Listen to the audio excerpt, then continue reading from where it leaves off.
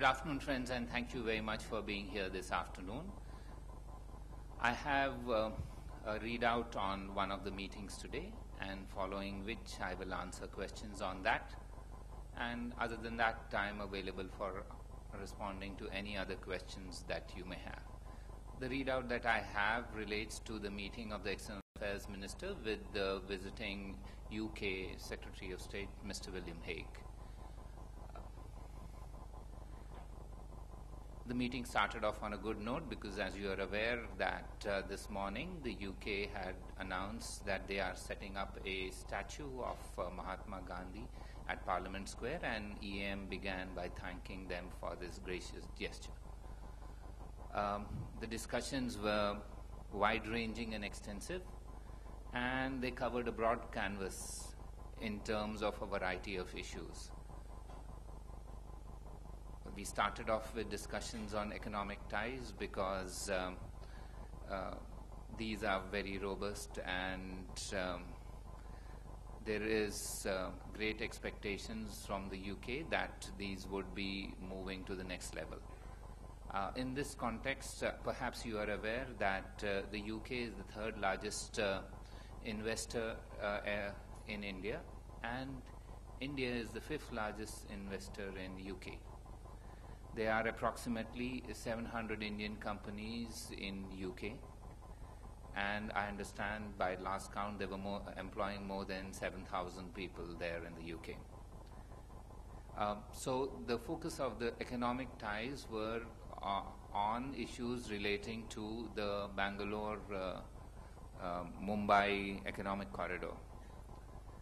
External Affairs Minister did indicate that the perspective plan on this should be available by the end of the year. That will indicate the nodes where we would like infrastructure investment related opportunities will be provided, and we hope that UK and British companies would be involved in this major infrastructure project in India. In addition, there was a discussion on security related issues. These include cyber terrorism. These include counterterrorism and cyber issues. Given that the UK is home to approximately 1.5 million of the Indian diaspora, there was a discussion on various aspects of people-to-people relations, and these include consular relations, visa matters, and extradition-related issues. India and UK are partnering in a range of issues. These relate to skill development, science and technology, and nuclear cooperation. And so there were discussions on how to take the relationship forward in this. As regards the people-to-people interactions, External Affairs Minister did indicate to the UK counterpart that she will be visiting UK for the Pravasi Bharati Divas as in her capacity as the Minister for Overseas Indian Affairs in October. The UK Secretary of State immediately responded that he would also wish to have bilateral interactions during that period, and this will be discussed through diplomatic channels. And finally, there was a discussion on regional issues and international issues across the globe. This included, of course, the security situation in Iraq, the security situation in Afghanistan, the discussions of P5+1 with Iran, as well as matters relating to reform and restructuring of the United Nations Security Council. I think I will stop at that. And if any of you have questions on any of the aspects relating to UK, I will respond to them. Otherwise, the floor will then be, subsequent to that, open for anything else that you may want to know.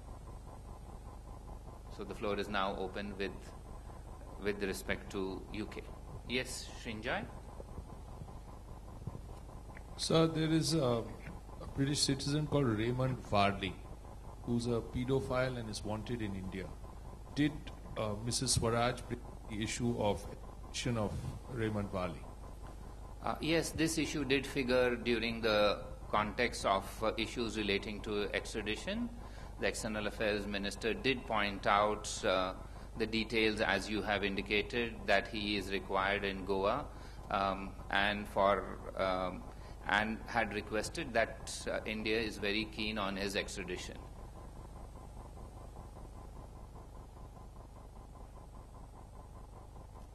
Yes, ma'am. Nayanima? Sir, were there any discussions on the Vodafone tax dispute? No, there were no discussions on in the context of the two of the meeting that I am talking of. Yes, just one. No, anybody else? UK? Then we can. Yes. Rajiv?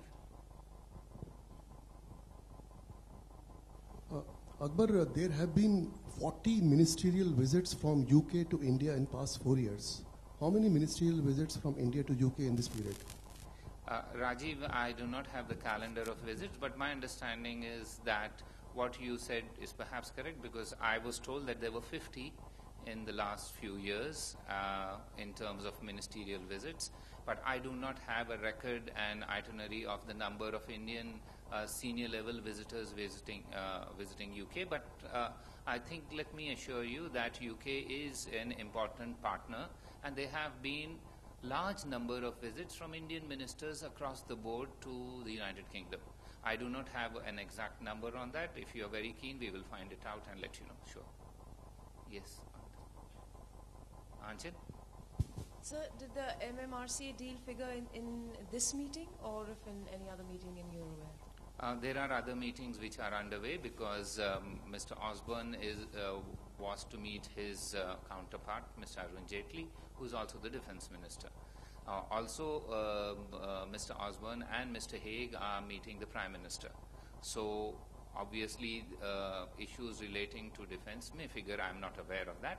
However, as regards this meeting, yes, the UK Foreign Secretary did indicate the technological advantages, etc., of the product that they have available with them.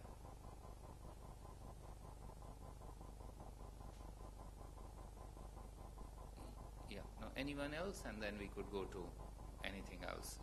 Yeah. If there are none on UK, I am willing to answer other questions. Sure. There are several of you. Let's start with Padmarao. Akbar, could you please shed some light on the exact date of departure of the Prime Minister for the BRICS Summit, and whether he's touching down in Berlin or Frankfurt, or will that depend on tonight's game? I see that football fever is catching up with all of you, and I understand that we are all football fans. And I find it very interesting that not only are you football fans, but are interested in linking it up with diplomacy. But let me tell you the dates. I think the dates, if any of you had asked, I would have indicated before, because I have previously said that it was not going to be the 11th, because there were reports to that extent. Now that you've asked me a direct question, I can answer you that date will be the 13th. And the Prime Minister, as I have previously said, will transit through Germany. As regards anything else, I've also said previously that should there be anything beyond a transit, we will certainly share that information with you, but please be, until then, it is what it is. If there is a change, sure, we will share that information with you, because you seem to be very excited about mixing football and diplomacy. And it's good, because diplomacy gains a higher profile because of football. Yes, sir.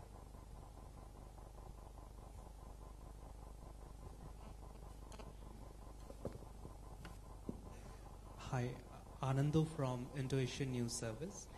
There are reports that the government has asked the United Nations Military Observer Group in India and Pakistan to vacate the government housing in the capital, and also communicated to the UN that UNMOGIP has no relevance today.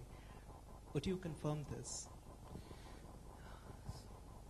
Well, I think it's not new that we have said that as far as we are concerned, the UNMOGIP has outlived its relevance. This is a consistent stance that we have articulated on several occasions. Now, if your question is beyond that, and that is about a accommodation that they have in Delhi, yes. I can confirm that we have asked the Unmogib to vacate government bungalow, which was provided to them free of charge. And this is in line with our effort to rationalize Unmogib's presence in India.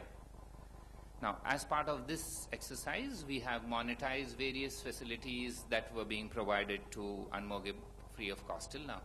And it is in that context we have communicated to them. Yes, sir. On this?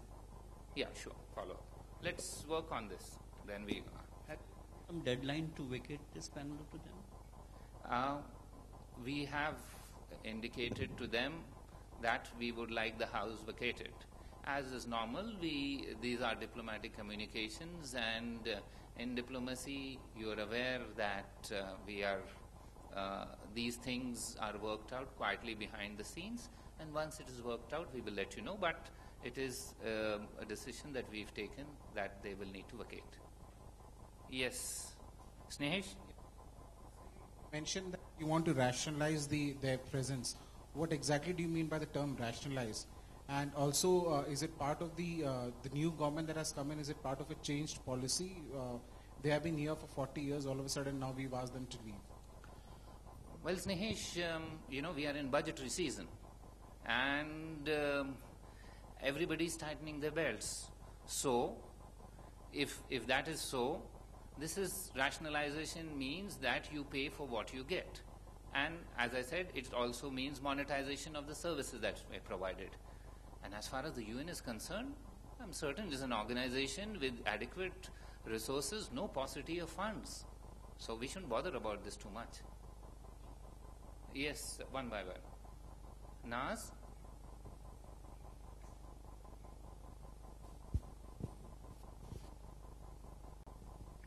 Is there any update on the 39 Indian captives in Iraq? No, if I have, I will let you know. I do not have anything on that. Yes. Yes. About the UK? Well, okay. Please, let's be more disciplined in our approach. Anybody on UK, we finish. Sure. No problem. Then on Finmeccanica and the Augusta Westland deal and the investigations happening in India? No, there was no discussion on that aspect. Anyone else on UK? Anyone else on Unmogib? Okay. So, anything else? Next point. Yes. Has there been any report which you've received of a possible Indian being shot in Iraq? There's some families in Barich which claim. I'm glad you raised that question. We find it extremely difficult that one day there is a report about coming from somewhere without any corroboration based on a individual who has told another individual about it regarding a third individual's death. And today there is in another newspaper a report which says that this didn't happen in Iraq at all, it happened in Saudi Arabia. So please understand, the Gulf is a very wide canvas. There are 7 million Indians there. So that's my point that I always make. These reports are unsubstantiated, and it is only fair, give us a fair chance to respond to it, to check and find out. Now, this report that you mentioned was yesterday, and immediately we got in touch to find out, please tell us, because if this is a report by somebody who has come back from Iraq on a chartered flight which were provided by the government of India, then nobody had told us about this situation when he was there. And it was found out that no, this was not. There is no such thing that had happened there. It is apparently a report which has today been clarified that it relates to somebody who was in Saudi Arabia. And the distances are very vast in that part of the world. Yes. Yeah, Gautam? The arbitral tribunal of Hague has pronounced their judgment on India-Bangladesh maritime boundary. Would you like to comment on the judgment, whether it has gone in favor of India or Bangladesh? Gautam, you know our approach previously. You had asked this question a few days ago, and I had delineated our approach. That said, you're right that the judgment was passed yesterday. And we respect the verdict of the tribunal and are in the process of studying the award and its full implications. That said, we believe that the settlement of the maritime boundary will further enhance mutual understanding and goodwill between India and Bangladesh by bringing to closure a long pending issue. This, in our view, paves the way for the economic development of that part of the Bay of Bengal, which will be beneficial to both countries. Anyone else on anything? Yes.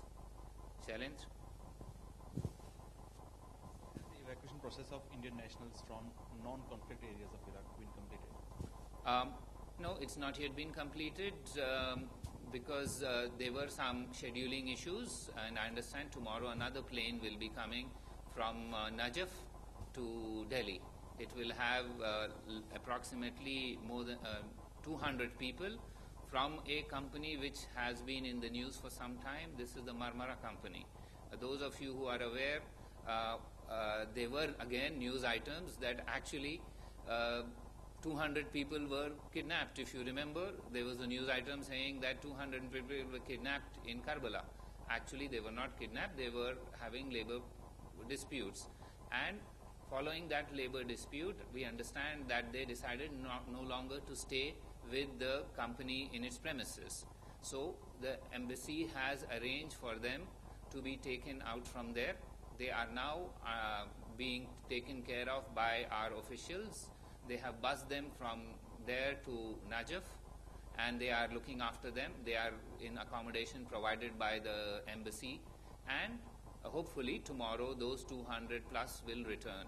Some of them who were there in addition to these people have already traveled back, but these are in very small numbers. The large chunk of more than 200 people who were attributed by some of you as being held captive are not captive. They were having labor disputes. They have now moved out. They are with the embassy, and we hope to bring them back tomorrow. No, I think my understanding is tomorrow later half of the day, and I will confirm to you the timing once I have it tied up. Yes. Yeah.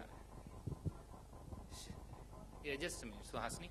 Now that the maritime boundary resolution is in, I know it's not connected, but yesterday the Bangladesh High Commissioner had said that the government hopes that in the next 3 to 4 months, there will be the possibility of bringing the land border agreement in for ratification. On the Indian government side, is there any move or any timeline yet? I do not know. That's a statement that you are saying of what he told you. As far as I know, what the External Affairs Minister did indicate to her interlocutors in Bangladesh was that they are examining the issue. This is a matter which is now on the floor of the House in terms of being referred to a parliamentary committee. She also mentioned the parliamentary committees are in the process of being constituted with some new members, and once this is done, the normal parliamentary process will continue. Whether that has been interpreted to mean a time frame, I don't think she said that time frame at all. This is what she said. I was also present there. There was no reference to a certain time frame, but she did indicate that the process in India is underway. Yes, Parul?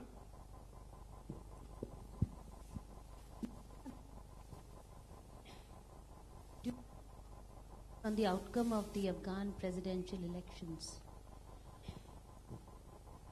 Yeah. We are monitoring the situation in terms of the political developments in Kabul pertaining to the elections. Like all of you, we are also aware that the preliminary announcements have been made in this regard. We understand that subsequent to those preliminary announcements, both the candidates have filed their respective complaints before the electoral authorities. It is now for the Afghan electoral institutions to assess these and then make a final announcement about the outcome of the elections. Now, in elections, there will always be a winner and a loser. This is normal in election processes. But we are confident that the Afghan leadership cutting across party lines, knows that while winning an election requires simple arithmetic, running a country requires inclusiveness and an ability to carry everyone along.